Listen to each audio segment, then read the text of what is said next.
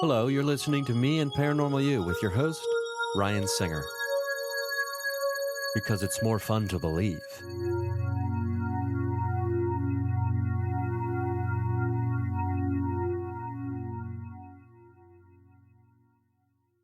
Is it? Am I at a good?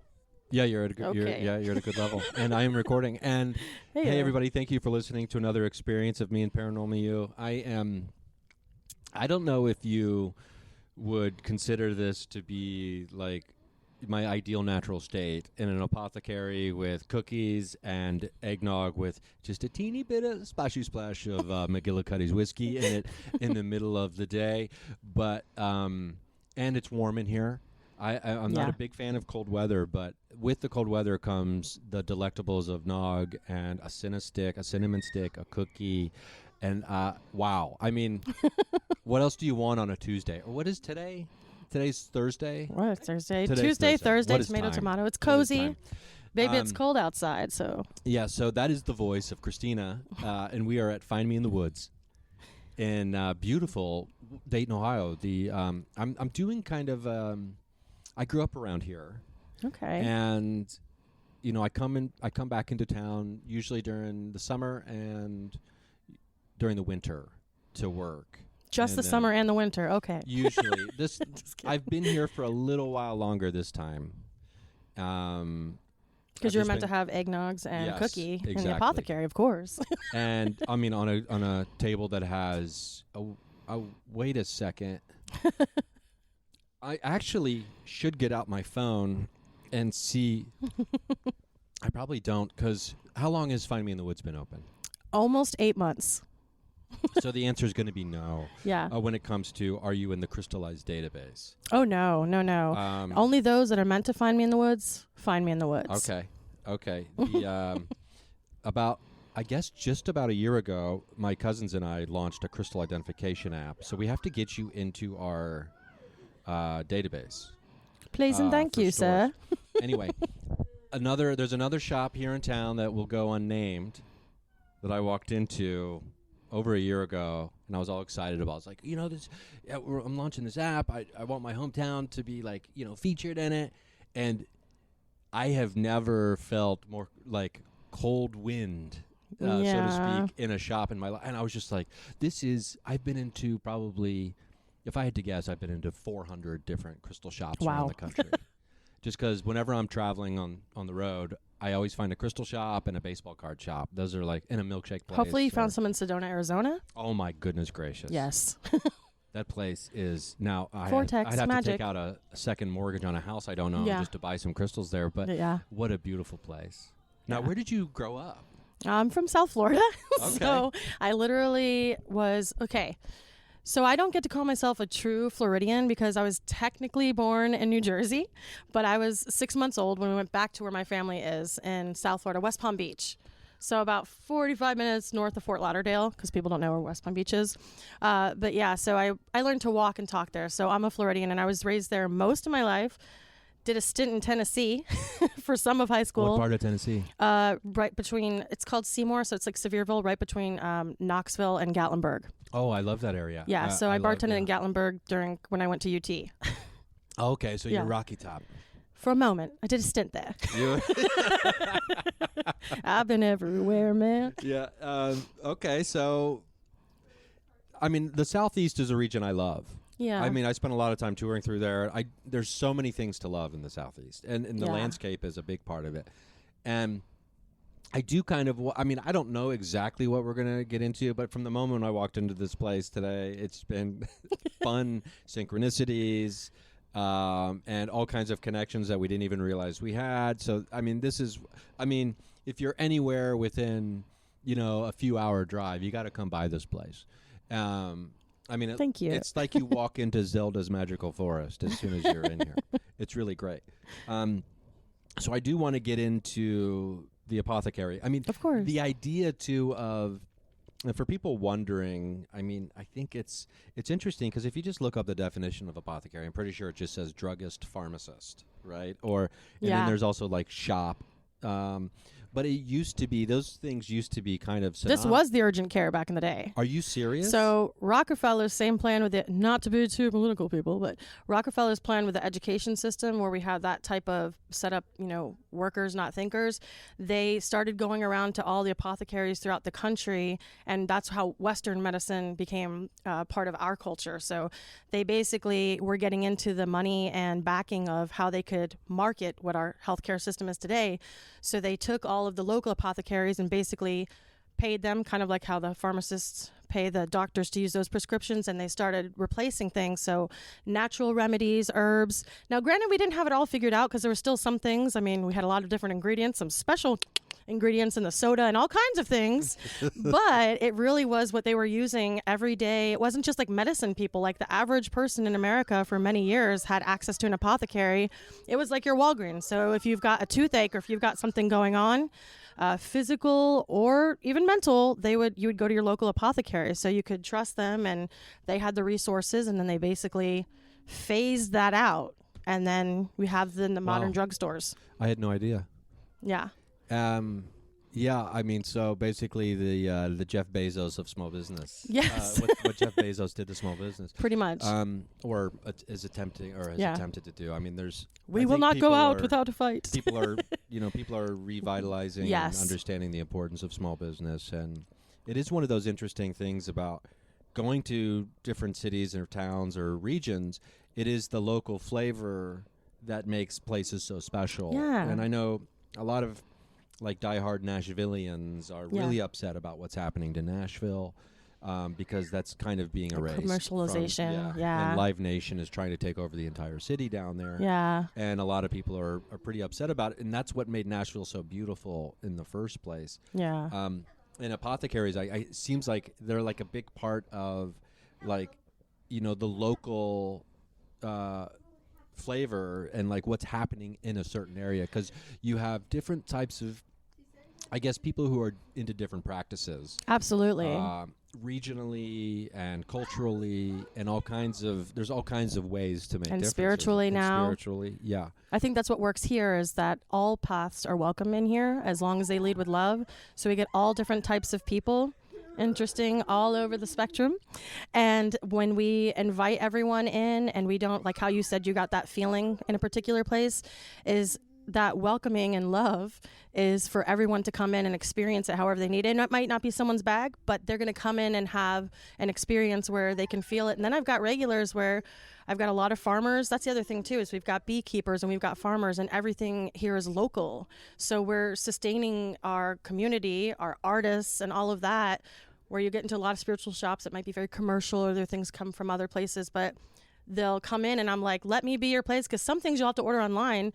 So if I have it, it's like an old apothecary. You can come down the road. It could be like late at night and you're like, oh my gosh, I'm out of, rosemary or mugwort, and you can come in and get it. And I think it's a novel thing, but we woke up in the pandemic, like so many of us, and then we're just like, there's this cartoon Soul from Pixar on Disney. Oh, have you seen it? No, someone whose like opinion is like profound. Yeah. Recently said, if you haven't seen Soul, you have to see it. Yes. And I was like, I thought I had seen. I love Pixar movies. Yes, I mean, who doesn't? And I thought I'd seen every single one. Because like when the pandemic, especially after 2016, after the election in 2016, I was like, how can I find joy in my life? And I just binged every animated movie I could find for months, because I was like, I don't want to live in reality right now. Yeah. So I need to create my own animated Pixar reality. And I binged I thought all of the movies. But they're releasing them. And that's the thing, is instead of the movie production, Disney Plus, the brilliance, however you want to look at Disney, they started creating them for their own network. So they come out on Disney Plus, like Netflix has a movie or Prime has a movie, instead of the movie theater. So you don't get that big announcement. And I mean, Jamie Foxx, let's go. But Soul has this one out of all the thing, and I won't ruin it, but there's this scene, and that's what I feel like the pandemic was for me and for many. There's this scene where there's all these different types of characters, and they are tapping into when you pass away to the other side before the light calls you, where you can go. Another reason for this podcast that you'll want to watch that movie. And then the other thing that if they don't pass on, you can tap into this through meditation or getting to this realm when you're really in the zone. And Jamie Foxx is a musician, so he gets into that zone by just being in that beautiful wave of surrendering from this realm and just having a passion. So there's this scene where there's this hippie sign flipper, okay, who's flipping a sign on a street corner, but he's connecting to this like universal like hub where everybody like meditating or on their way to the afterlife is at. And they're like, oh no, another lost soul. So they open this little portal to look down on Earth. And it's a stockbroker, dude. It's a stockbroker, and he's hunched over. He's got bags under his eyes. He's typing away at his computer. And they're like, they tap him on the shoulder, and he's like, what am I doing with my life? I want to live. And he like knocks over the computer, and he tells everybody else in the stock market, he's like, come on, we're alive. Don't do this. And he throws the computer everywhere, and he looks like he's just kind of like a Jerry Maguire exactly moment. Who's coming with me? And so that's exactly what it is. And it just kind of tells you, and I think that's what the rise of the spiritual shops and Apothecary. And of course there's going to be gatekeeping, because anything that happens, people could be competitive, but look how many churches and chapels there are. There can never be too many of us, because we need to keep sprouting, because this is what's funneling the light to all of this other side where people are like, well, we have seen this, we've experienced this, we believe this, but now it's okay to talk about it, because now we're not going to be the small percent that looks like the conspiracy theories. Yeah. So it's just kind of like that, like with Pixar, with crystal shops, there's like a light that's been sparked, and it's just popping up a little bit everywhere. Yeah, for sure. And there's room for everybody. Yes, everybody. Exactly. I think that's the myth of capitalism, is we've been raised with, you must be competitive. Yeah. Like find something you love and do it until it kills you. Yeah. And burn the competitors to the ground. And make sure you brand it before you die. Yeah. You're not a person unless you have a TM next to you. It is interesting that, the tie in, the rise of spirituality, the rise of paranormal. I think I've been doing this podcast for about 9 years now, so I think it's been about the last 5 to 6 years, I think, really, where you can see like all roads lead to Rome. It feels like, when it comes to the paranormal, the spiritual, the esoteric, the mystical, the supernatural, which I love all of that stuff, and especially when it comes to the connections and the connectivity between it all. Because I think everything, I'm an idealist, I suppose, meaning that I believe the foundation of the universe is consciousness, and everything else is a manifestation of that, as opposed to being a materialist. You say idealist, and I say realist. Yes. Exactly. But yes. And so it's all connected. And, the rise of the Apothecary is a good thing. And we like to think so. And to me, it's like the opposite of the canary and the coal mine. Yeah. Right? Yeah. Whatever the opposite of that would be, meaning like, more oxygen is being breathed into this thing. Yes. And that's very good. And no sacrifice needs to be made. Yeah, exactly. Yeah. And there's going to be bumps in the road, I'm sure, just as in anything else. But I found this place. We before I forget about that. I was curious. I found this place through my buddy Sarah, who that's right. Okay. She's been on the podcast before, but her identity is still somewhat nebulous, right? As far as being public. So it is through Sarah that she's like, you have to know this place and you have to talk to them, and so who I met through creative writing college 20 years ago. Wow. Synchronicity. Yeah. So that's how this great connection happened. And I do love this idea, because I'm doing a lot of Dayton area talks. Like tomorrow, I'm going to get a sound bath and talking to that person. That's what we do at our retreats. Oh, cool. So tell me about the retreats. Okay, so the last one that we did, so we tried to make it in small doses where the public can get to it and you don't have to go away Eventually will, but not to another country for 3 days. So we give it in small doses. And so that's actually how I met most of my soul tribe here. And like the last one was done, sometimes we've done them here and sometimes we've done them at other places, mainly the three girls, Kim, Jade, and Alanis that host these, and Eclipse. They would host cacao ceremonies. And so it would be a cacao ceremony, guided meditation, and then a sound bath with a crystal chakra set that Jade does. And so the last one was at Bar Granada on the second floor, which that's a magical place downtown Dayton, and it's overlooking the water. And so the sound bath is only a piece of this beautiful experience. It's about 2 hours or so. So the last one we did was a traditional Japanese tea ceremony. It was last Sunday, right? Last Sunday. And basically we came in and I had them wash their hands, like the traditional part of the ceremony. And then we had them sit down in what we call their nests. So they each had their yoga mat, and then you come down and bring a blankie to make sure you're comfortable. And then Alanis led everyone with a short, like digestible yoga for like all parties, what everyone's capable of. They started with yoga, and then Kim led them into a guided meditation and watched, and of course this one was, they're all themed as well. So like there was one that was, before I met them, there was like a Willy Wonka theme, which that's part of me, so we need to make that happen again. I was like, I knew this was my tribe because that's my thing. And that's what was so cool about when Sarah reached out to me about you, and I'm like, comedy and paranormal and spirituality, yes, because a lot of the spiritual world too, that's again with the gatekeeping, is like so serious, which is okay if that's your bag, but I'm like, I play with all the dead people and all that, and I'm also like because you can have both. But I digress. So when we were at the Japanese tea ceremony, at the guided meditation, Kim walked us through a field and under the blossom trees and the cherry blossoms and into a Japanese tea house where she led us in the meditation.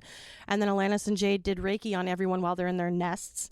Oh, wow. And then after that, for quite some time, Jade leads us through, I want to use the term, and I know a lot of them are like, cellular regeneration. I swear it's like reprogramming when you get a sound bath. I mean, source technically from all the great religions, however you want to look at it, is sound, light and sound. If you want to speak about many of the holy books when talking into existence. So a sound bath is literally like reprogramming and restructuring your DNA. You can play this Hertz music in your house too, and it makes like a whole difference. If people are under actually paranormal attack, that's something that you will actually have them play. Any of that higher realm, like angelic sounds.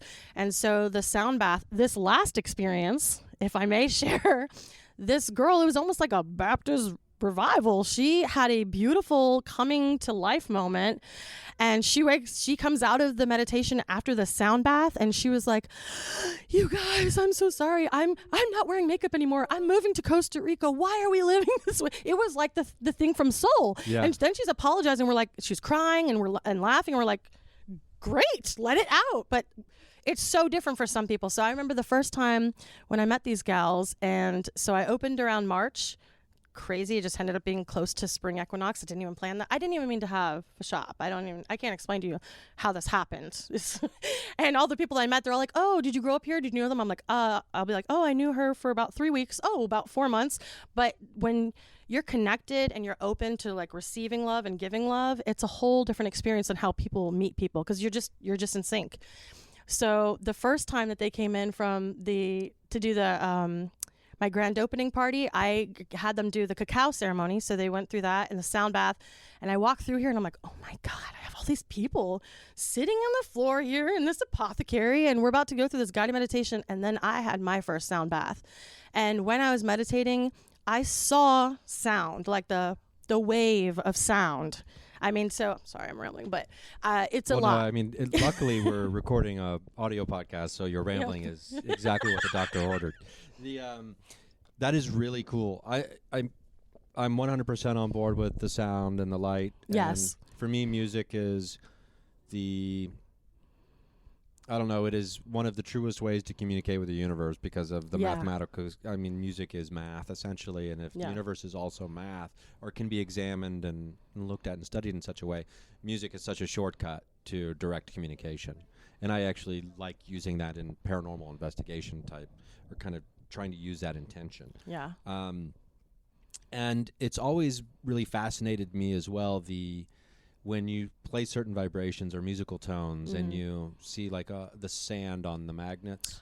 Oh my gosh, it's mesmerizing. Yeah, and so when it comes to cellular regeneration, I mean, I'm not a scientist or a doctor, but I'm saying, well, look what sound does to physical matter. And that shows us that we don't have to be either of those to comprehend it, because it's in our DNA. Mm-hmm. We are source. So we're, you know what I mean? However you want to look at it, we are source. So we recognize that, even if that isn't your background or your degree or something that you're very familiar with. It's the same thing with like the crystallized water and talking about affirmations into the water. Your voice is sound as well. So I forget that Japanese scientist, but I know exactly who it is. The crystallized waters. Dr. Masaru Emoto. Yes. And oh my gosh, yes. Yeah, and he R.I.P. Rest in power. Or he's I love it. Floating around somewhere. Yeah. In the water, perhaps. Probably.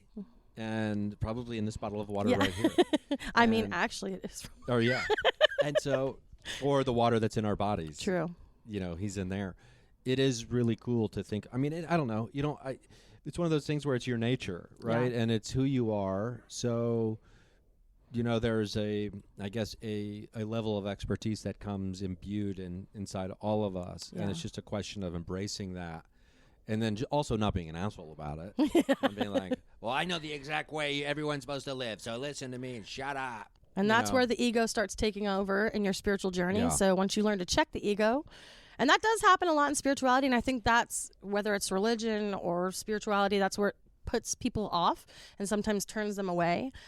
So you have to, and I think that's another reason to have a safe space like this. Like we've had like 85 events, and none of this was planned, but having things where there's like sound baths, or we had a sisterhood circle where we were doing the experiments where we were speaking into water and measuring the crystallization in the forms of kind words versus negative words.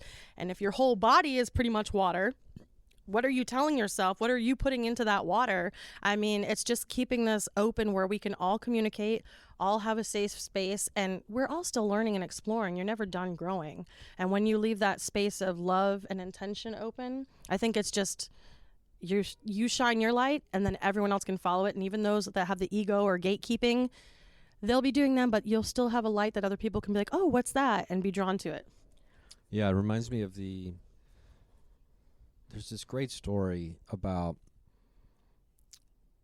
someone who was in a really bad car accident on the freeway. And when the whole highway shuts down, people are just like, it's just hundreds and hundreds of people who are just, their day's been ruined. Right. And they're just angry, and it's just all boiling, and you're sitting in your car for 2 hours, not moving, and you're like, what the hell is going on? Yeah. And this person was, floating out of their body, and like kind of was having an out-of-body experience, an OBE, and could see like the paramedics like working on them. And then they saw like this great beam of light from down the freeway that was coming out, that was like sending love and healing vibrations their way. Yeah. And that one beam of light really drew them, so they float down the freeway and they see a person in their car, and who is sending whoever may have been in an accident or whatever has happened up front and ahead of them. Yeah. All of this love and healing energy, right? And this person who's floating remembers the license plate number of this car after they've gone back into their body. Oh my goodness. Or out of the hospital later. And they look up this person, they do the reverse lookup, and they find this person, they find out where they live. Because this person brought them back into life. They were going to go. They were going to be dead and gone. Yeah. On to the next. But this person's love brought them back in. And they found that person, knocked on the door, and said, I don't know if you know this, but blah, blah, blah. And the person was like, are you kidding me? Wow. How'd you find me? And it's like, I was floating. I was just, floating above in your the ethereal. And I saw your license plate number, and I looked you up. And they're like, oh, my God. And so, like, the idea that you can find someone's light, like, in a much simpler way, even. Right, And you don't have to, like, be in a deadly car accident to be able to find someone's light, hopefully. Yeah. But it is an interesting story to think about. So, and I don't do it all the time, but if I'm ever in a huge traffic jam on the freeway, if I'm getting upset, hopefully I remember this story, and I'm like, okay, let's let's relax. You're going to be late to a show or something. Who cares? Yeah. This person might be dead. Do Yes. this. Try to do this thing.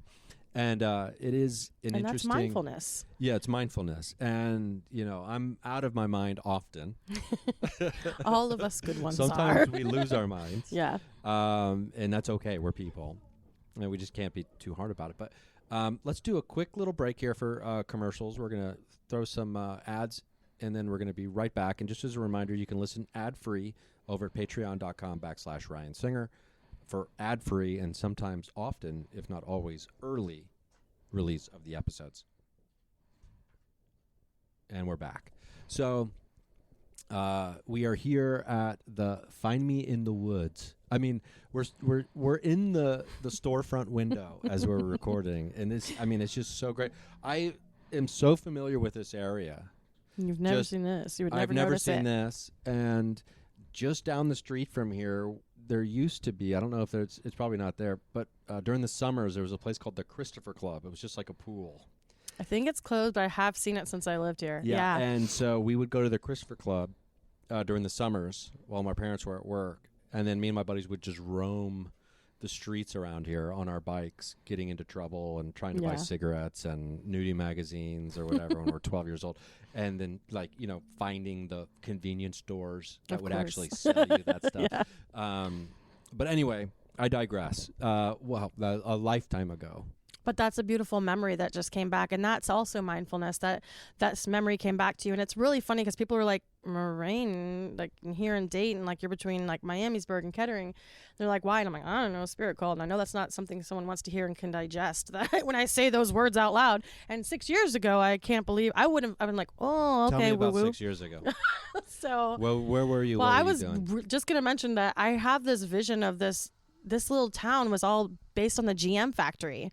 And I picture it like, I'm going to always reference Pixar, so I'm just going to put that out there. Okay. And it's not because I have a child, it's because I am a child.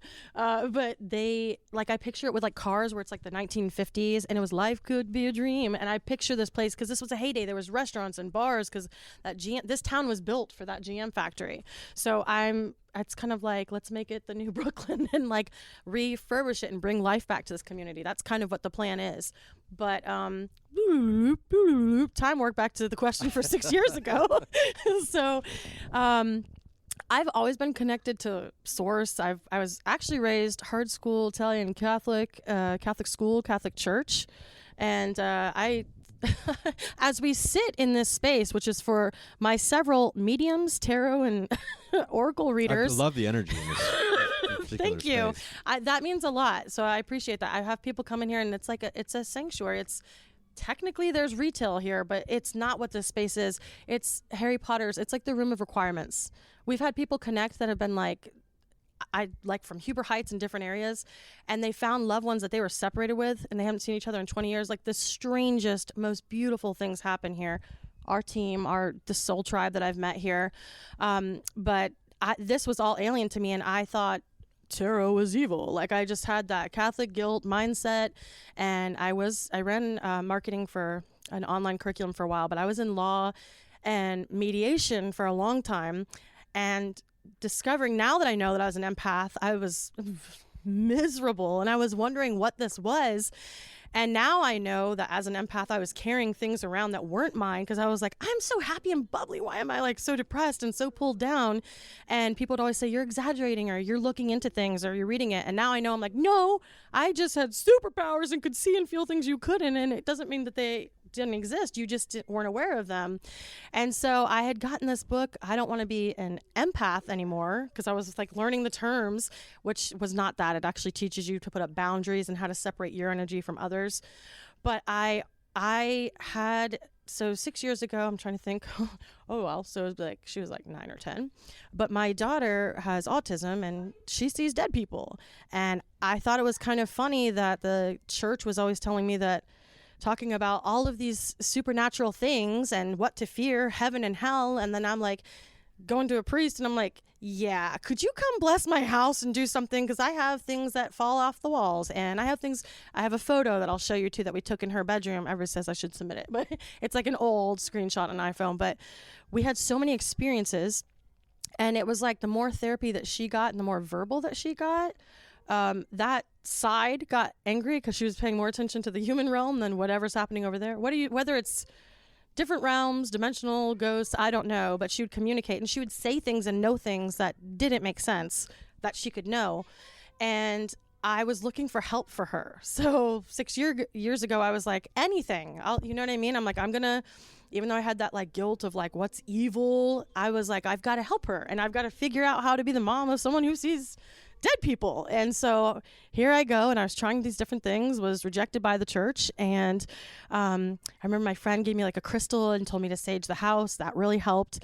And then my friend took me into, and so I was also going to homeschool. I was speaking at events in the autism community and at homeschool conventions throughout the country, which is also different types of people because they have a different mindset too. So I've been around a lot of different people, but they would say like the essential oils, and I was like, oh, that's so cute. And I thought everything was woo-woo, and I'm like, that's nice. I didn't have a problem, but I'm like, how nice for them, that good for their crystals and good for their oils. And then we were at a convention, and this lady asked me if she could put it between, which there's a lot of sensory and just overload at the convention for my daughter, but she had to be there with me.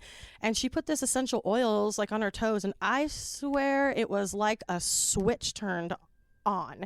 And she was like, she looks up from her device because she has to use that. A lot of people are like, oh, they're on a device. That's her only way to channel through human society and not be overloaded. And she looks up and she said hi to the lady that put the oil on her, and she was coherent and alert and not stimming, and not that there's anything wrong, you know, autistic and proud, but she was like aware. And so then my friend was like, I really think you should come to a crystal store with me. And I'm like, you don't really need to go to a store with rocks. That's, and here we are, full circle. We go in there, and this crystal shop was in Boynton Beach, Florida, not too far from my home. And it didn't have other stuff. It had a few other items, but it was rows and rows of glass cases with crystals. And I mean, it was a crystal shop, and you couldn't have your phone, you couldn't have a backpack or a purse, so you checked it in a locker. So it was literally, and they was playing this like angelic music, so it was literally like you couldn't mess up their field. They had this energy field when you walked in. That's interesting. Yeah, and that's when people say, oh, I've got good energy, good vibes in here. I'm like, oh, okay, good, we're helping share the light. I'm Italian, so it's really hard for me to hold a microphone. I just want everybody to know. This is like I have my hands tied or something. I have squirrel brain too, so have fun in the podcast following. I went into this store, and I see my daughter's shoulders drop. She was in this relaxed state, different from the oils. Just this peace came over her, like this euphoria. I don't particularly see, what do you call it, the auras, but she basically, it was as if she was glowing and she was just at peace. And so it was like chapel. So, and that's kind of what this place is for some people. So like I have 911 dispatchers that will just need to come in here for a cup of tea before they go to work or after. And they're not doing anything, just coming in for peace. And when I went into that crystal store and saw how she was, I started taking her once a week so she could just unwind from school and society and everything that was going on. And that was just the beginning. And then I went in there one day like regular, and I saw this oracle deck, not a tarot deck, and her favorite animal is an owl. And I saw it, and there was no light shining on it. I can't even describe it, but I swear it glinted, like it flashed, like this inanimate object, this deck of cards. And I like looked at it, and I'm like, wow. And I'm like, no, that's evil. Oh my gosh, I can't meddle with that. Like that's because just this like programming that we have to not get access to the infinite. You know what I mean? You have to have a middleman or gatekeeper. You can't get there for yourself. And so I put it down, and I went back, and then that deck of cards, because we were getting crystals and I was liking them and I was connected, but that deck changed my life. And then I was already meditating, but then I started meditating in a different way where it wasn't just breathing and mindfulness. It was connecting to source, spirit, whatever you want to call it. And the messages and the information that was coming through was changing my entire life. And as I started this slow alignment, like the crystal shop and my first deck, a new therapist came into my daughter's school, which was specifically for autism. And this woman, and I forget the two tribes, but she was African American and Native American, and two of the both very spiritual, magical tribes. And my daughter had changed. She's been like just so calm, and I was like, is this just the crystal shop? And then I meet this therapist, and I was like, it's you. And they invited me to this like moon circle for women. And they're like, don't tell other parents because they're going to, we don't want. And I'm like, okay, what's this? And I'm like, I'll dig it. I'll go. You know what I mean? I've never been afraid to explore and experience, but I still just like would hesitate. So I go with them. And this lady also has seen ghosts. She grew up her whole life. Like she referred to her house as a train station. And she had a hard time channeling it, but her parents were open to it. And I think it goes far back in my family that just being like masked and pushed down, because my sister had lots of experiences similar to my daughter's growing up. Even pictures when my sister was little had a circle of animals around her, and my daughter was doing that as a toddler, and I sent a picture not thinking anything of it, and my sister was like, oh my gosh, she's doing what I did. And it was her protection. And my daughter will still put like sentinels, if you will, like it could be My Little Pony, it could be a McDonald's toy, and she puts them in certain places for protection.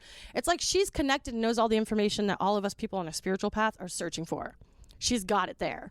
So we went through this whole thing of being connected, and this lady led me through a guided meditation.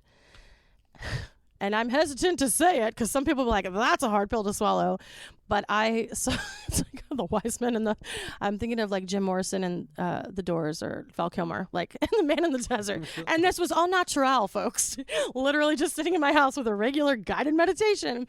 But I had seen a reindeer come up to me. I saw looked like a 1950s, which is my bag, it's my style, blue woman, and a dolphin through there, and this megalith thing, stacked. We were in a cave. It was all of these experiences happening at once. And the cool thing about this woman is that she can see what you see in your meditation. Pretty handy dandy trick. And so she was finishing things. I'm like, how did you know I saw that? And she was like, write everything down, write what you can see. And she's like, so you don't forget it. My dog barked. I lost the connection, and I came like out real fast. And that was my first experience that really so I had all these little things leading up, the crystal shop, the deck, and then this guided meditation. And I'm like, okay, all right, I'm ready. I'm ready to follow this path wherever you want. And then I surrendered, and Source Spirit just started being like, it's like those videos on TikTok where it's like, take my hand, man. And he's like, okay. And the universe is like, oh, and like pulls you through like this vortex, and you're like, okay. And so it was like the pandemic. I had lost my job. I was trying to pick up shifts from other work doing contracting. And I don't even know. I'm like, let's go to Ohio. At the time, my husband, his family was here. And so we were like, okay, let's just do it. And I couldn't believe I convinced him to come. And I'm like, let's just come up here. And I started meeting more Source and Spirit online and connecting to people and having this like Toad's Wild Ride. And I'm like, I need to open a shop. And I had no clue what it was going to be. I didn't know I was going to open a spiritual store. That's really funny. And then it just happened. And all of these different places came up. And then this is probably something I shouldn't share, but like very close walking distance to my house had popped up. And I was like, what? I've always been looking for that Gilmore Girls kind of life, because I was in South Florida and it was like, and I just wanted to pull back. And so this place came open and I looked at it. And they like let me have it. And I'm like, really? You sure? Okay.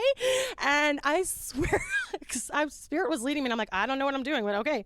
And I swear I opened like 10 soaps and candles that I made. And it just like was this other thing. And I got connected with someone with crystals, and then person who does guided meditations here. And all of these people, if you build it, they will come, happened. And it blew up into all of this thing where I found vendors. I was at farmers markets, and I was like, to the beekeepers, to the farmers, I was like, do you want to have a permanent shelf that's not just on the weekends in my shop? And this community is thriving, and we're all supporting each other. And it turned into this. So yeah, it was not on my end intentional to be what we needed it to be, but Spirit is using me as a channel to be like, this is what we need, a safe place for other people who see dead people, for people who need community, for people who need resources. And here we are now. So that Christina a few years ago would have probably not walked in here. That's really funny.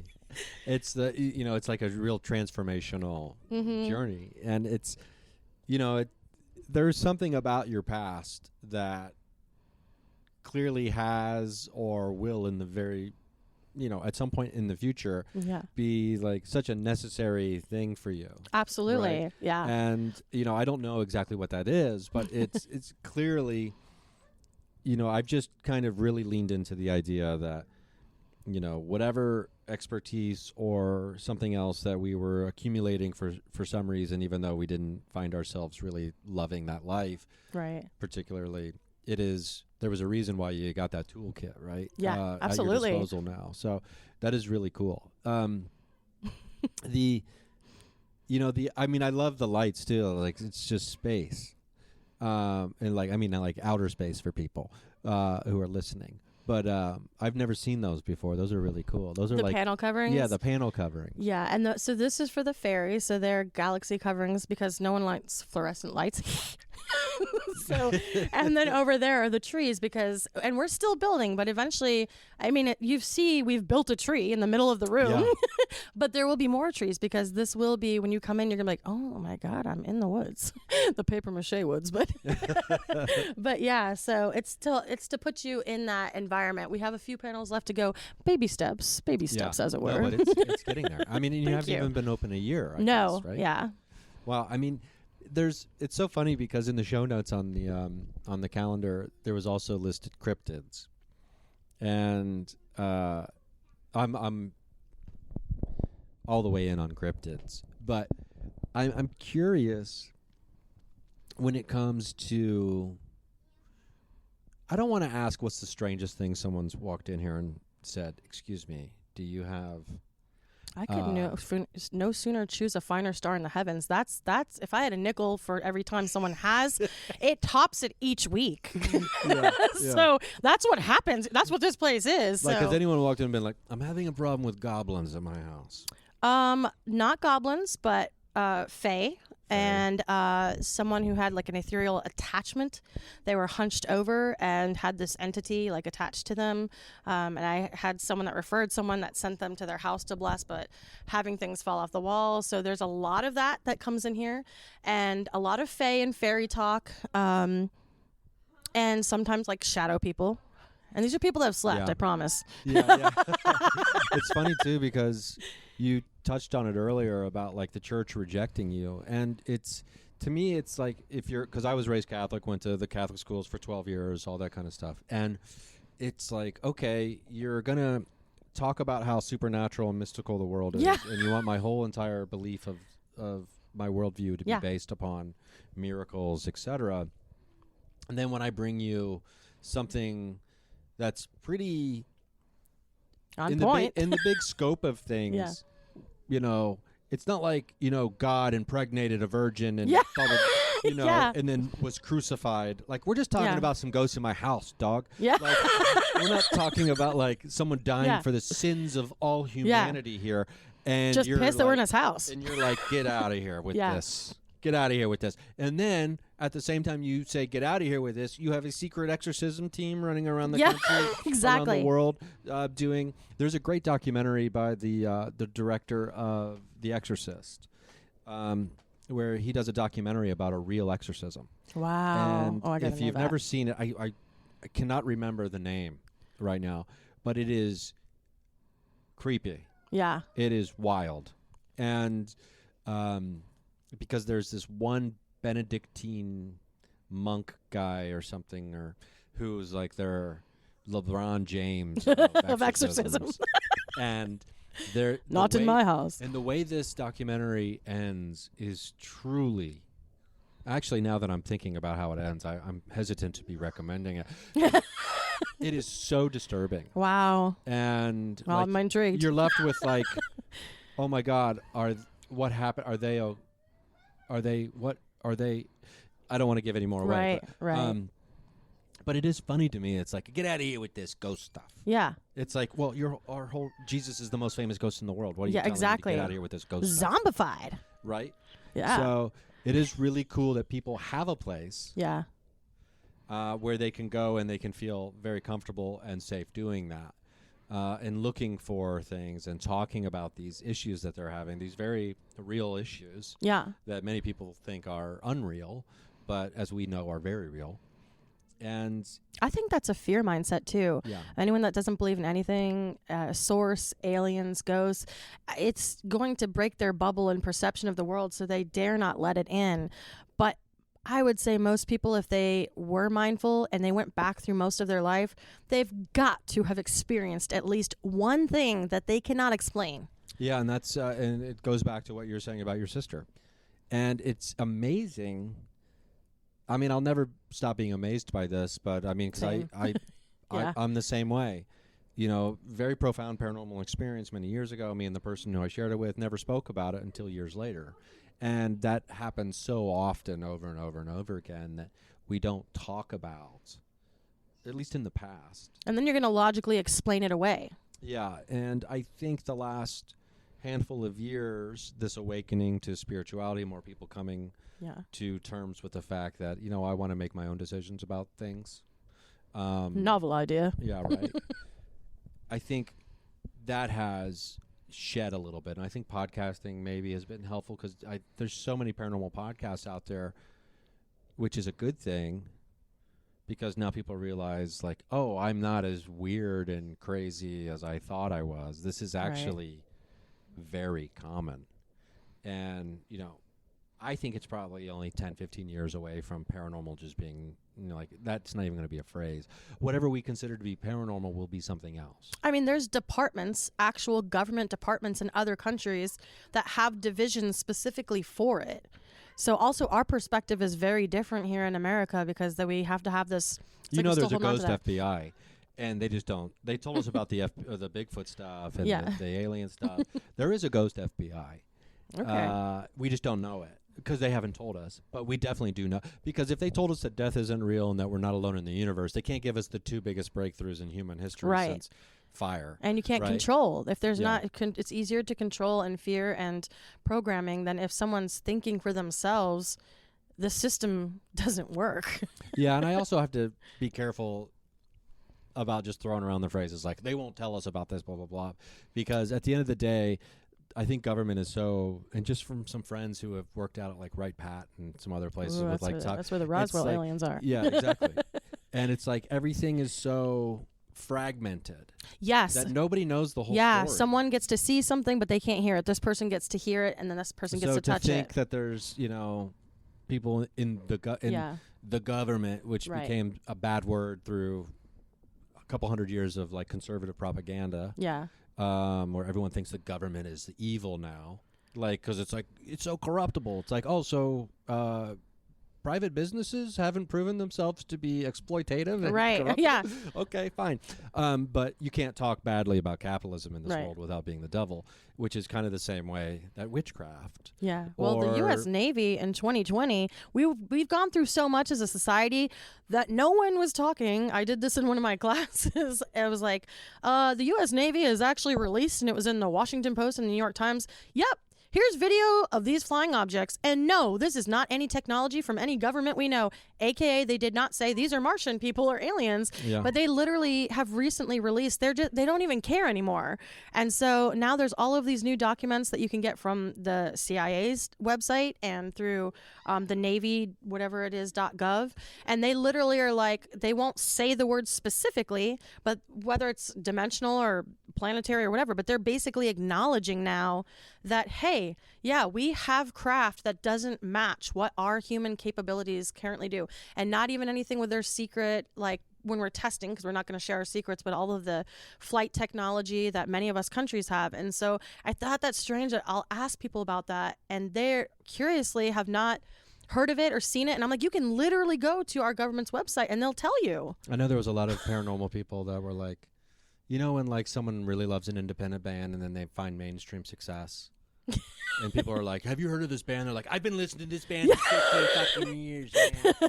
Right? I know a lot of paranormal people were like, oh, so the Washington Post does it? Yeah. And now everyone believes?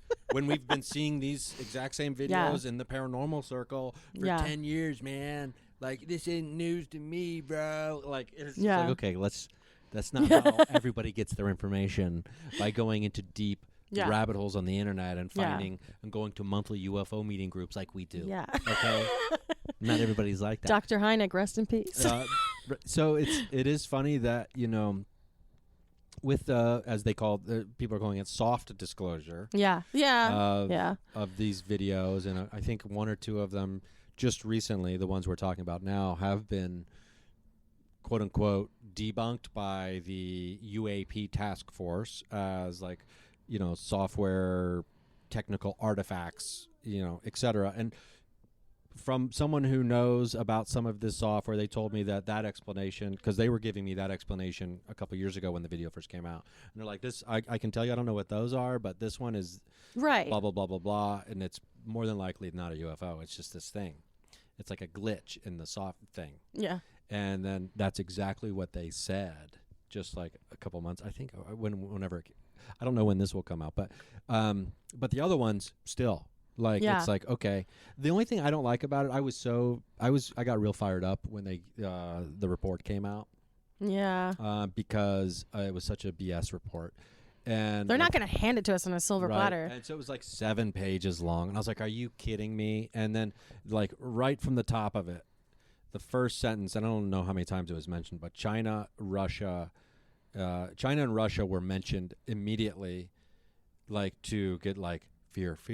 Of course. Fear. It's their technology. Yeah, like that. right. That's where it all leads to. And I was like, this is upsetting. But the good news is we don't need them. No, not at all. With ETs. No. There's people meditating. Have you ever done any alien contact stuff in here? So no, so there are friends and people that I relate to, like in the Gaia network, and that she's, I don't know if it's a specific group, but my friend Kim, when she went to Sedona, Arizona, there's this group of people which I started following. I'm part of my spiritual path, but there's a lot of meditators now that are connected with like the Lumerians and the Lyrans and things like that, and Pleiadians. We have not done that here. We've had past life regressions where it's more on, I would say, like spiritual and human planes here so far. The power of yet. It really cracks open a whole nother thing. Yeah. If you start going the other direction with it. Yeah, I mean, you were talking about the hub earlier, right? Yeah. And, the place where, spirit goes, in the meantime. Yeah. And it reminds me a lot of like Many Lives, Many Masters, that book, and the past life regression done by Dr. Brian Weiss. Yeah. And how it's like this, like just this city where all the souls are hanging out, right? Yeah. And then, some people will say that, you go to classes there, or yeah. then you get to, you find your soul. And then there's, gosh, why I can't believe I'm blanking on this one, but there's another past life regression hypnosis book that's really great, written by the doctor did it, and talks about like soul clusters and soul groups. Yeah, Dolores Cannon speaks a lot on that too. Jinx, you owe me a Coke. So it's interesting that, because I think when you talk about finding like your soul tribe and things like that, I think you met on the other side, planned it out, and came here. Yeah, and there was some marker.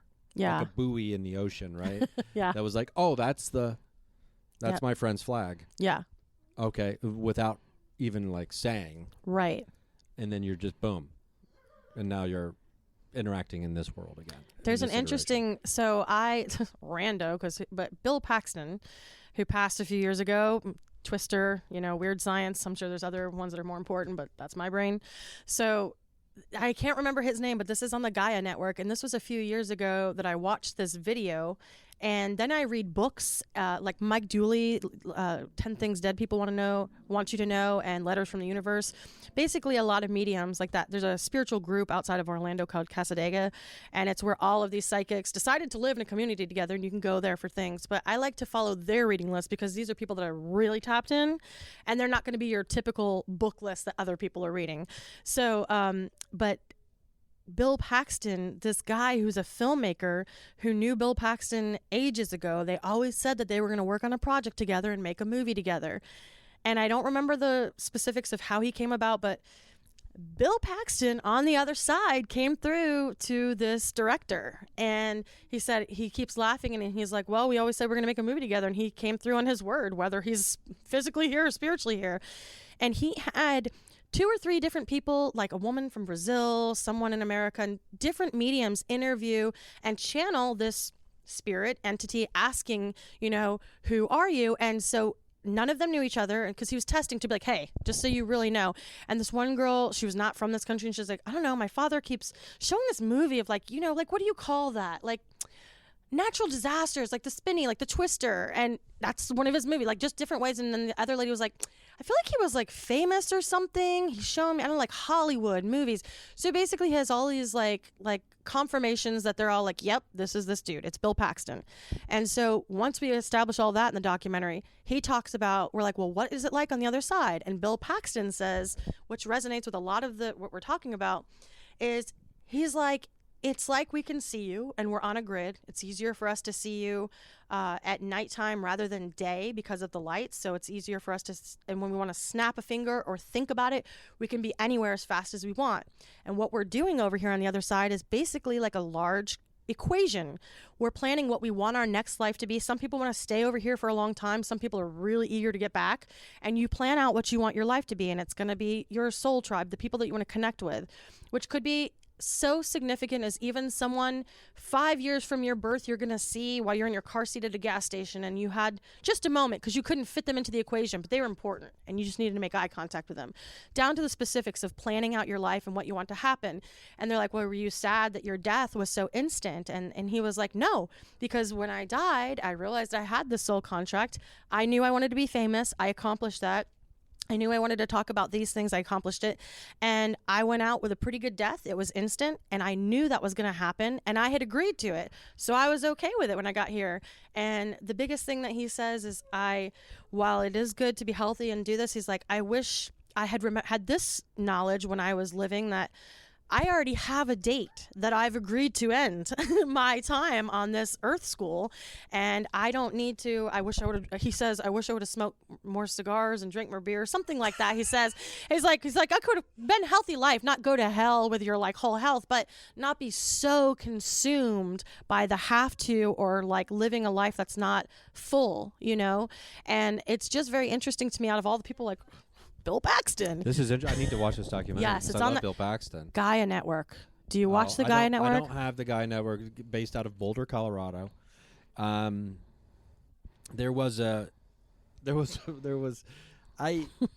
used to be all about the Gaia Network, and then like they just wouldn't stop putting like David Wilcock on their. It has realms from people meditating and channeling aliens to yoga.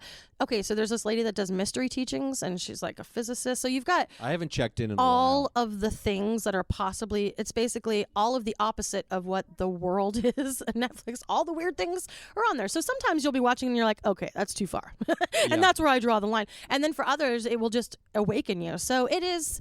You got to keep searching on there and see what resonates with you. Yeah, there was. We don't have to get into the details of people who listen to the program might remember what I'm talking about, but there was a guy specifically who I was not a big fan of at all, who was in charge of programming over there for a minute. Oh wow! Who was just going on like a neo-Nazis radio program all the time. Oh god! And it was like, okay, what are we doing over here, guy? Yeah, letting Nazi sympathizers run our programming. And then it would make sense for them to go over that because they're always trying to get the spirituality. Yeah, and it's like Nazis. Hitler was obsessed with UFOs and all absolutely. That kind of stuff. But anyway, that's not to say that someone who's got a great show on. We support the rest of you. Sorry. So, well, let's put a bow on this thing. This has been a fun chat. I think we'll have to revisit it. I'm curious if you had like an intention for people, or not an intention, but let's say you wanted someone to know something about this place. And what's like the big thing you'd want people to know about the shop?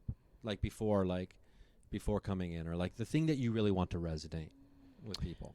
Well, it's really interesting that you coined a phrase earlier of all paths lead to Rome, because that's something that we practice here, like in our magic classes and our meditation classes, is all like ascended masters, all paths lead to source as long as you lead with love.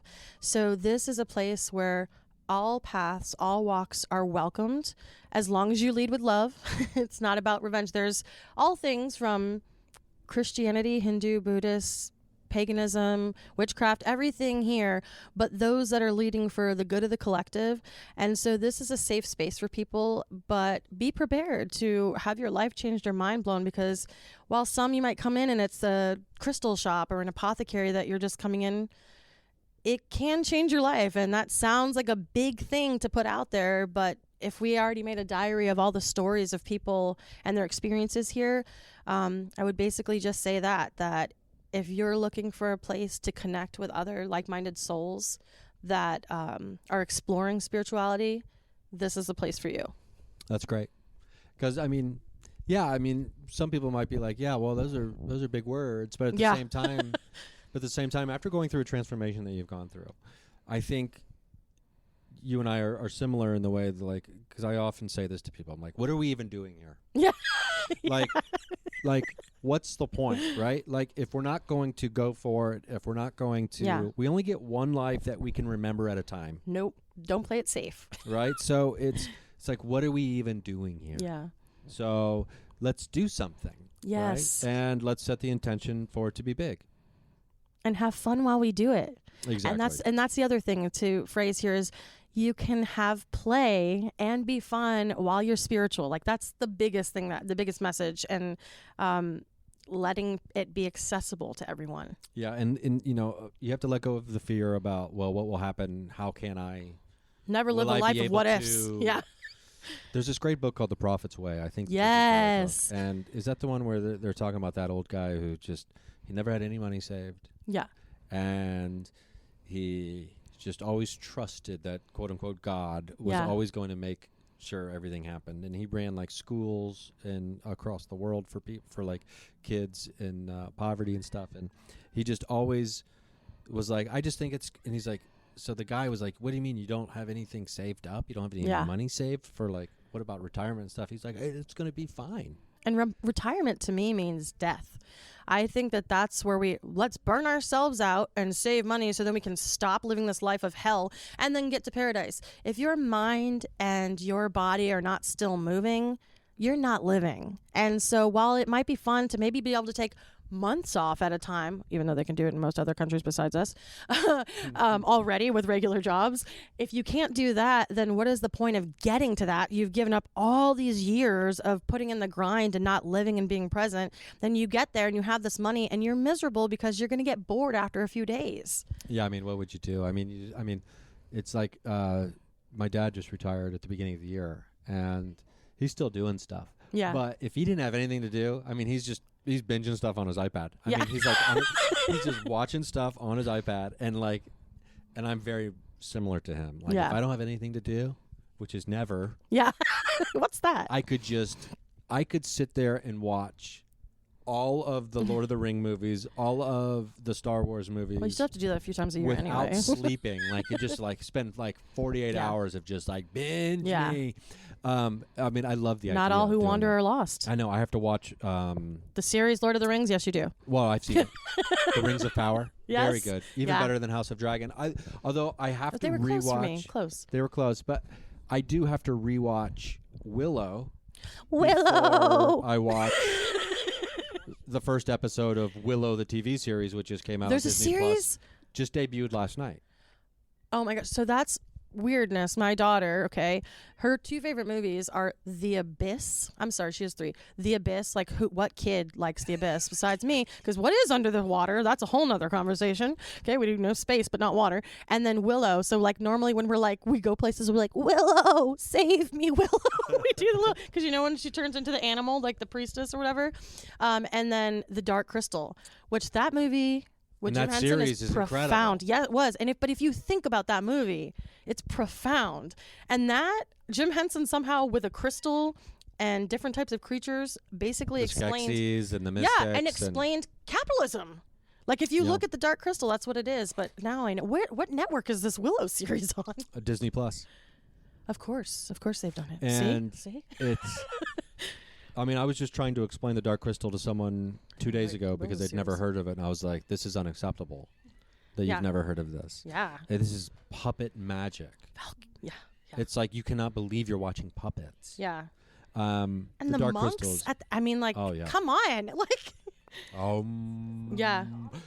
Yeah. I mean, what an amazing show. I mean, Dark Crystal's probably number 2 for me behind Neverending Story, but. Atreyu. Yeah, that's just. I mean, I'm wearing the Orin right now. I have the Orin on. Like, do you remember the Orin, the thing that grants? Yes. I performed 2 wedding ceremonies last year, anyway, both people, without knowing it, as a gift for like being the officiant, gifted me the Orin on a chain. Oh my goodness. The only 2 times I've ever Kismet. performed weddings, they both gave me a different Orin. And I was just like, this is such a large part of who I am, I think. Yeah, apparently. I talk about the universe never-ending story tapping so in. much. Is anyone listening? Here we go. Just a bit. It's like all he talks about is eggnog and the never-ending story. Yeah. Just give him Every time I hear it, then the song's in my eggnog. head. The never-ending Okay, well, story. Christina, this has been fun. What's the website? FindMeInTheWoods.com. Can you believe that was available? No. I cannot believe There's that some was available. song too. So when you search, there's some song, and it comes up. So I don't know how the website. Yes, I do, because Spirit was like, "I got you, girl." That's amazing. That's amazing, because I was like, oh, maybe you got the .shop or no, .biz or .com, baby. .com, baby. Old school. Yeah. Obviously the www. That's how we do. You were throwing the hand. Like, Have to. Go to www. Now let's and Instagram, it's the same, right? No, that's where we defer to not having enough characters, as it were. So, Facebook. It sounds like you're doing fine on the amount of characters that you have. But not By your much. I'm here all week, folks. Try the veal, but don't really. So the Facebook is Find Me in the Woods Apothecary and Gift Shop. Yeah, and then Instagram is Find Me in the Woods Apothecary, and TikTok is Find Me in the Woods Apoth. Okay. So yeah, but it's pretty close. And I can't. If you do Find Me in the Woods Apothecary or Find Me in the Woods, You'll show up in the search. Yeah. Okay, cool. So lots of places to connect. Yeah. And, if you're anywhere within 400 miles of this place, you got to come over. Respect. Thanks. And then stop, and on your way out of town, stop at a UDF and get yourself a strawberry milkshake. Do yourself a favor. Pick up some eggnog from Dorothy Lane Market. Yes. And if you're here at the shop on Saturdays and Sundays, I serve hot tea and pastries while you shop. Oh, really? For Wow. free 99. Did you say free 99? Yes. I don't know why they got me. For free 99? Okay. And this... Thank you for listening to the podcast, which is also free 99. Unless you get that VIP status. Yeah, unless you go to the Patreon where you can listen to no commercials. Wouldn't that be wonderful, living in a world with no commercials? And I'm sorry that I subject you to listening to commercials, but, Worth it. Worth it. So, this is great. I love this place. Your air conditioner says 69 on it. I don't know why I'm being so childish. I just looked up and I was like, oh, it says it's 69 degrees here. So it's it's a saucy place here. It's just a little bit saucy here. Okay. McGillicuddy. We did have whiskey. With a naughty nog. We were drinking whiskey. So It's a room of requirements. Also, if you're listening to this and it's before, I'll be at Wiley's Comedy Club December 9th and 10th, downtown Dayton. Then I'll be in Mason City, Illinois for New Year's Eve weekend. MCLimits.com. Go to wileyscomedy.com. You can get tickets. 1 show Friday, 2 shows Saturday. Thank you for listening. I appreciate it. I hope to see you at a live show. And if I don't, I'll see you at the watering hole on the astral plane.